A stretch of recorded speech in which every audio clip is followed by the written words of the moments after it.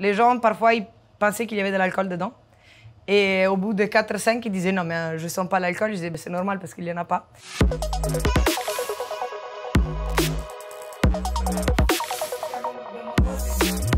Alors, ici, on est au Marie-Céleste. Moi, je suis Elena, la bar manager de ce lieu magnifique qui est un bar à cocktail, restaurant et cave à vin en même temps. C'est un lieu assez reconnu et implanté dans les marais.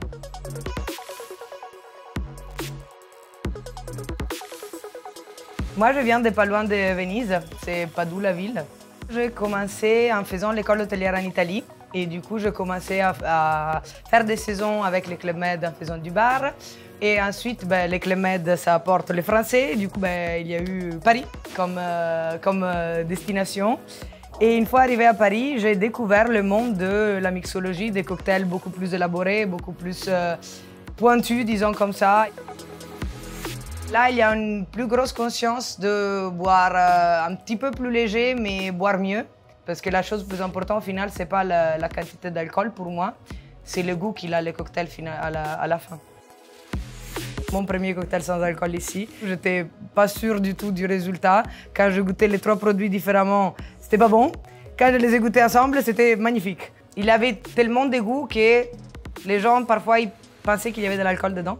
Et du coup, ils étaient surpris, étonnés, ils disaient « Ah, mais on peut boire des choses sans alcool, qu'elles sont bonnes, pas les classiques d'orange avec sirop de grenadine. » C'est un travail pour lequel on n'arrête jamais d'apprendre.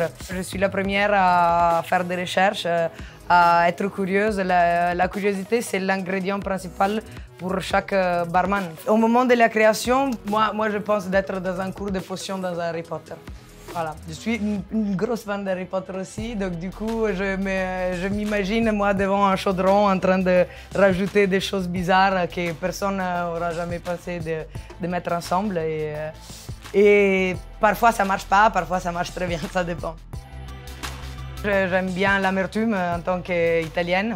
C'est pas que j'essaye d'en mettre toujours partout, mais si j'ai beaucoup plus de facilité à créer des cocktails un petit peu amers comparé à créer des cocktails sucrés. Une caractéristique du Marie-Céleste qui va très bien pour moi, c'est l'utilisation toujours de vermouth, de bitter, de amaro, de sherry dans les cocktails. C'est une des marques de fabrique qu'on essaye d'avoir ici. Qui dit amaro, qui dit bitter parle d'Italie, donc voilà quoi.